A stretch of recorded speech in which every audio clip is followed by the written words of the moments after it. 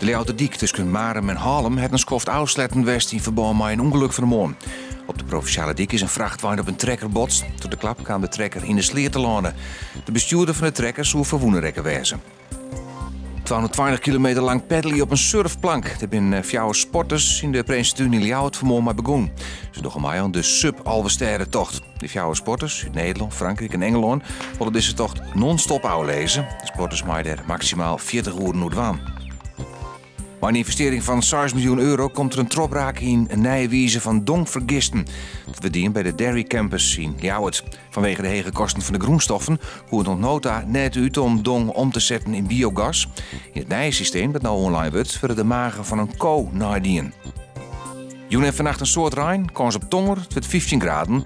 En de noordwestenwind helpt letter vannacht aan ontkräftig. Morgen geregeld zinnen, meer droeg. Er stiet een krachtige westenwind en het wordt 19 graden.